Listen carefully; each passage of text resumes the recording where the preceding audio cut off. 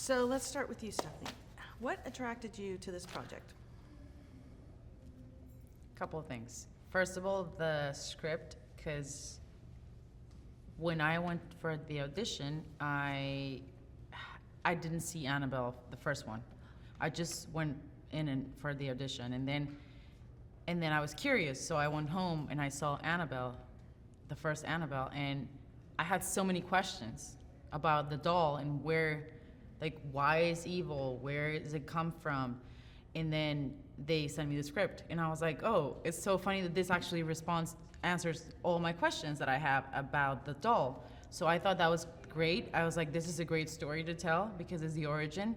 And second, the fact that the cast is full of females. I love that. Working with kids, I love. And the most important thing is that I was going to play a nun. But I never imagined playing a nun, so it was just a fun challenge. Yeah. And speaking of your character, tell us a little bit about her. My character, she takes care of 6 orphans, 6 girls, and she her priorities, the kids, protecting them, guiding them, making sure that they're fine, and giving them a second chance. That's basically what she does, and she's a spiritual warrior. I think that basically describes my character.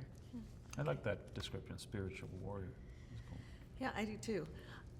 So, David, how did this all come about for you? Was this something that you had been looking at for a while, or? I mean, I'd been a fan of the Conjuring franchise since I saw the first Conjuring, and thought it was one of the greatest horror movies, especially that year. For me, I mean, this came about during post-production on Lights Out. Everyone's very happy with that. We all had a good experience on it. So they asked me, like, if I would be interested in doing the sequel to Annabelle. And to be honest, at first I was like, where are you going to take that? Like, is there more to tell there? But then I read the script and realized that, yes, there was, because they had this whole origin story that was sort of its separate thing with new characters, a new story, something that I could make my own and something that could stand on its own as well, because like you don't necessarily need to have seen the first Annabelle, even to enjoy this one. Mm-hmm. Yeah, that was really good. And how do you feel that the era that this story takes place in adds to the story? There's something about period movies or making things in the past that just lends itself really well to horror. I'm not entirely sure why. I mean, part of it is that they don't have cell phones, so they can't, call for help and do all that. But it's just something about the past. If you go to an antique store and you look at those really old photos of people, there's something creepy about it. There's something inherently creepy about the past for some reason. Yeah. And speaking about creepy, let's talk about Annabelle. Like, Annabelle is a creepy doll, but what is her role in this family? What is her connection to this family? The Mr. Mullins is a doll maker, so he makes Annabelle. And correct me if I'm wrong, but I think she gets the name Annabelle because of B, right? Yeah. Because of the doll maker's daughter, who died in an tragic accident, and Mr. and Mrs. Mullins try to get her back in a way to communicate with her when she's already dead, so they connect with dark forces, and that's how evil comes to the house. Yeah, they don't handle loss in a very healthy way, and that allows evil forces to latch on to that, to prey on their desperation, to sort of get into our world. Now, do you feel that your character realizes this early on, or it's kind of like she's a very spiritual person, but it seems like, there's at one point when she's just telling the girls all to go to bed because, everything's fine.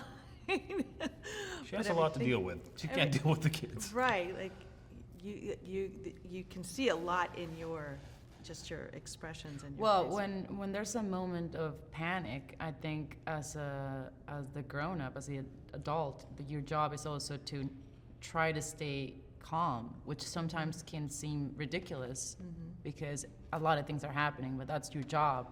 not to create more chaos, right? So I feel like sometimes in those situations that are unique situations, you just don't know what to do. Even though you're a grown up, like you just don't know what to do and like where to go. Yeah, so true. And I guess even though you're sitting right here, what did David? I've talked to everyone else, and obviously they've said great things about you. But what did David bring to this set as a director?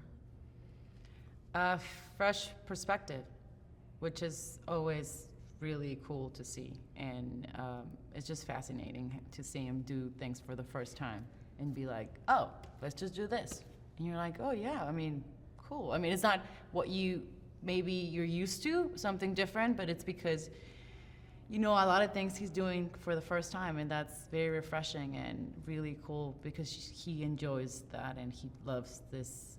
He loves horror movies. Yeah. That's what he does. And I just love seeing him making a horror movie.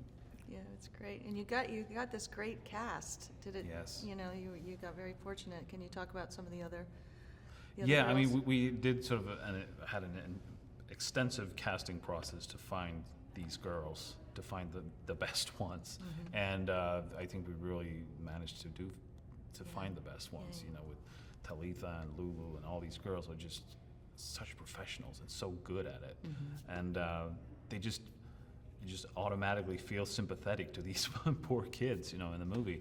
But then we had Stephanie and Miranda Otto and Anthony LaPaglia, who all. I'm so fortunate to work with such professionals that make my job as a director so easy, and they make me look like I know what I'm doing because they give such good performances, And then you make me look like I don't know what I'm doing by sending the kids to bed. Oh, yeah. No, I'm kidding. No, but yeah, it's just a pleasure to work with such great actors. Yeah, it really came out. It was a great team. Yeah.